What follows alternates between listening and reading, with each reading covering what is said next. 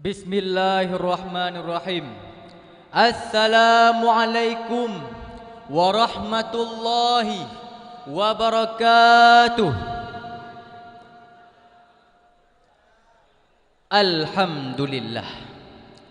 Alhamdulillahil barril jawad, alladzi jallat ni'amuhu 'anil ihsa'i bil a'dadi, al-manni bil lutfi wal irsyadi, al-hadi ila sabilir rasyadi, al-muwafiqi lit tafaqquhi fid din, man latafa bihi wa ikhtarahu minal ibadi.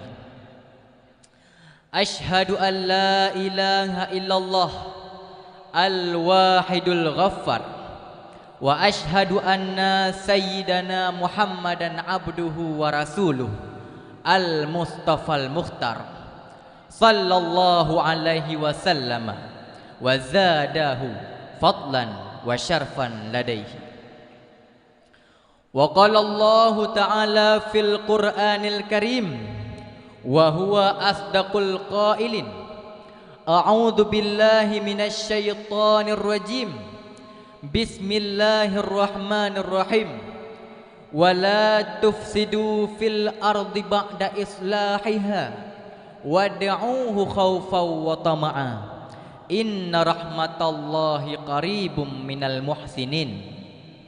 Wa qala an-nabiyyu sallallahu alaihi wasallam fil hadits, la tanzur ila sigharil ma'siyah walakin undur ila man asaita. Sadaqallahul azim wa sadaqa rasuluhun nabiyul karim wa nahnu ala dzalika minasy syahidin wasyakirin. Rabbi shrah li sadri wa yassir li amri wahlul 'uqdatam min lisani yafqahu qawli. Allahumma ij'alil haqqa ala lisani wa qalbi. Amma ba'du. Kata-kata keta'ziman wal ikraman beserta doa, marilah sama-sama kita hadiahkan kepada Allahumma yarham abadi di Kubah. Moga-moga senantiasa oleh Allah Ta'ala mencurahkan nikmat dan maghfirahnya kepada beliau dan menempatkan beliau di dalam satu tempat yang mulia, yakni surga Jannatun Naim. Amin amin ya rabbal alamin. Kemudian ta'zim wal ikraman al-fakir kepada ummi ma'a keluarga. Ta'zim wal ikraman al-fakir kepada Tu Muhammad ma'a keluarga. Ta'zim wal ikraman al-fakir kepada Abiya Rais Am ma'a keluarga. Dan kepada seluruh dewan guru yang masih bernaung di bawah panji Ma'had Al-Madinatud Diniyah Babus Salam Blang Blahdih. Dan tidak lupa pula penghormatan al-fakir kepada Dewan Hakim yang arif lagi bijaksana, yang sebentar lagi akan menghakimi al-fakir dengan seadil-adilnya. Teristimewa kepada seluruh kaum muslimin wal muslimat sidang pendengar dimanapun anda berada. Ma'asyiral muslimin wal zumratul mu'minin, Dewan Hakim yang al-fakir muliakan. Seiring berputarnya roda waktu, siang berganti dengan siang, malam berganti dengan malam, bahkan tahun berganti dengan tahun, akhlak dan tata krama manusia semakin hari sudah mulai menjauh dari ketentuan agama. Mereka melakukan berbagai jenis kemaksiatan, mulai dari perzinaan, perjudian, pembegalan, bahkan bunuh-membunuh pun dijadikan sebagai latihan. Hingga pergaulan bebas pun sudah mulai dilakukan secara terang-terangan. Maka berawal dari konteks tersebutlah awal mula ketertarikan al-fakir ingin membawakan satu syarahan singkat yang berjudul Maksiat dalam Negeri Syariah. Hadirin kaum muslimin sidang pendengar dimanapun anda berada, sebelum kita membahas lebih jauh tentang kemaksiatan yang kian merajalela di bumi Aceh, alangkah baiknya kita mengetahui dulu apa sih maksiat itu? Maksiat dalam kitab ta'rifat mendefinisikan dengan ungkapan mukhalafatul amri qasdan, yaitu melakukan perbuatan yang bertentangan dengan suatu perintah dengan sengaja. Adapun secara garis besar, maksiat ialah melakukan perbuatan yang melanggar dengan hukum-hukum syariat. Misalnya, dalam Al-Quran Allah memerintahkan kita untuk melaksanakan salat. Aqimus salah, kata Allah. Namun perintah tersebut kita abaikan. Dalam artian, salat yang Allah pundakkan kepada kita tidak kita kerjakan. Dalam Al-Quran Allah perintahkan kita untuk melaksanakan puasa. Ya ayyuhalladzina amanu kutiba alaikumus siyam kama kutiba alal ladzina min qablikum la'allakum tattaqun. Begitu juga salat yang Allah perintahkan kepada kita juga tidak kita laksanakan. Dan masih banyak contoh yang lainnya yang tidak mungkin untuk Al-Fakir sebutkan satu persatu. Maka tak heran hadirin jika banyak muncul pertanyaan-pertanyaan yang barangkali tak akan pernah selesai terjawab. Apa pertanyaan itu hadirin?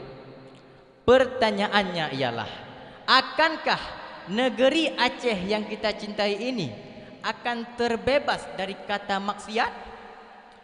Kenapa bisa muncul pertanyaan-pertanyaan yang begini hadirin? Karena orang di luar sana sudah menganggap bahwa Aceh yang dulunya dikenal dengan bumi syariat berubah menjadi tempat maksiat. Kenapa mereka berani menganggap negeri kita seperti itu hadirin? Karena banyak bukti-bukti yang beredar di kalangan masyarakat dan juga sosial media. Coba kita lihat di sosial media hadirin. Ada berapa banyak maksiat-maksiat yang dilakukan manusia? Ada berapa banyak postingan-postingan yang menayangkan tentang kemaksiatan-kemaksiatan yang merajalela di Aceh? Banyak hadirin. Hampir seminggu sekali postingan-postingan yang menayangkan tentang kejadian yang berbau maksiat yang lokasinya ada di Aceh. Betul hadirin? Kita sebagai orang Aceh sepatutnya malu hadirin. Malu. Kenapa kita harus malu? Karena Aceh yang dikenal dengan negeri yang ketat dengan nilai-nilai keagamaan, justru praktek-praktek kemaksiatan ada di sekitar kita. Hai orang-orang Aceh, akankah kita akan mengulangi kesalahan yang sama yang telah terjadi pada tahun 2004 silam? Yang mana pada tahun itu Allah Ta'ala turunkan musibah berupa bencana tsunami dan gempa yang goncangannya sampai ke luar negeri, yang menewaskan ratusan bahkan ribuan manusia. Itu penyebabnya apa hadirin? Penyebabnya ialah karena ulah manusia itu sendiri. Sebagaimana Allah Ta'ala telah berfirman di dalam Al-Quran, Quran surah Al-A'raf ayat 56. A'udzu billahi minasyaitonir rajim. Bismillahirrahmanirrahim. Wala tufsidu fil ardi ba'da islahiha wad'uuhu khawfan wa tama'a. Inna rahmatallahi qaribum minal muhsinin. Janganlah kalian buat kerusakan di muka bumi ini setelah diciptakan dengan baik. Berdoalah kepadanya dengan rasa takut dan penuh harap, karena bahwa sungguhnya Allah Ta'ala itu sangat dekat dengan orang-orang yang berbuat kebajikan. Ma'asyaral muslimin wal zumratul mu'minin, Dewan Hakim yang Al-Fakir muliakan. Dalam kitab tafsir Dalalain menyebutkan bahwa maksud dari ayat wala tufsidu fil ard ialah syirik dan melakukan kemaksiatan. Coba kita lihat di sekitar kita hadirin. Ada berapa banyak maksiat yang telah dilakukan oleh manusia. Baik maksiat itu berupa perzinaan, perjudian, pembegalan, bahkan bunuh-membunuh pun dijadikan sebagai latihan, hingga pergaulan bebas pun sudah mulai dilakukan secara terang-terangan. Yang lebih parah lagi hadirin, terkadang ada sebagian maksiat yang sudah mulai disepelekan oleh sebagian manusia. Di antaranya ialah dari segi membuka aurat. Di kalangan remaja, khususnya laki-laki, memakai celana setinggi lutut bagi mereka itu sudah menjadi hal yang biasa. Seolah-olah menampakkan lutut bukan lagi satu hal yang dapat menimbulkan dosa. Di sisi yang lain, dari segi berpacaran, berpacaran di kalangan remaja, status berpacaran ini seolah-olah sudah menjadi kewajiban bagi mereka. Jika ada satu dua di antara mereka yang masih berstatus jomblo, maka remaja itu akan dianggap sok suci, hadirin. Sok suci. Yang padahal Rasulullah sallallahu alaihi wasallam telah menegaskan dalam hadisnya, la tandur ila sigharil maksiyah. Jangan engkau lihat kepada kecilnya suatu kemaksiatan, walakin undur ila man asaita. Tapi lihatlah kepada siapa engkau berbuat kemaksiat. Maka tak heran jika ada Allah Ta'ala menurunkan musibah dengan tiba-tiba. Jangan bertanya kepada manusia, tapi tanyalah kepada rumput yang bergoyang. Dari syarahan Al-Fakir mimma taqaddama, daripada barang yang telah terdahulu ianya barang, timbul satu pertanyaan, hadirin. Apa pertanyaan itu? Maksiat yang telah menjerumuskan remaja-remaja Aceh ke dalam lembah kemaksiatan, apa penyebabnya? Apa penyebabnya? Mungkin karena pergantian presiden? Apa mungkin karena santriwan sudah makin ganteng-ganteng semua? Maybe yes, maybe no. Bisa jadi, mungkin jadi iya, mungkin juga tidak.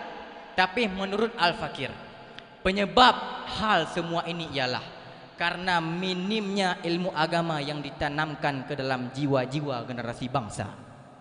Manusia merupakan makhluk paling mulia di sisi Allah. Di sisi yang lain, manusia merupakan makhluk paling hina di sisi Allah. Kenapa? Karena mereka diberikan akal dan pikiran, namun tidak dipergunakan kepada hal yang semestinya. Adapun solusi dari hal itu ialah tanamkanlah ke dalam jiwa generasi-generasi bangsa ilmu-ilmu agama. Karena kepada merekalah kita hanya bisa menaruh harapan untuk mempertahankan bangsa dan agama. Hai para talabah, ingat, orang tua kalian telah mengantarkan kalian ke sini. Tujuannya apa?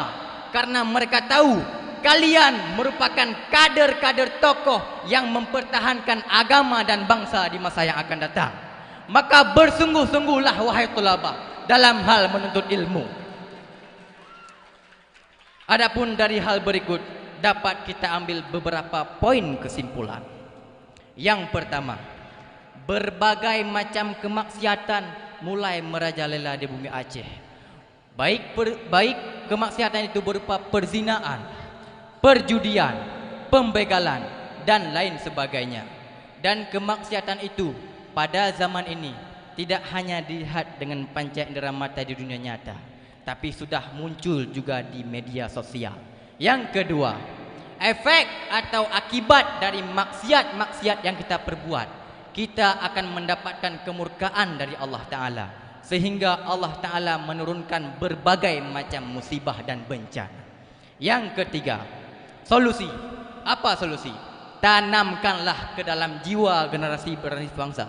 Karena kepada mereka kita hanya bisa menaruh harapan untuk memajukan agama dan bangsa. Mungkin hanya sekian yang dapat Al-Fakir sampaikan. Ilal liqa' ma'as salamah wa ridha wal inayah. Wabillahi taufiq wal hidayah. Assalamualaikum warahmatullahi wabarakatuh.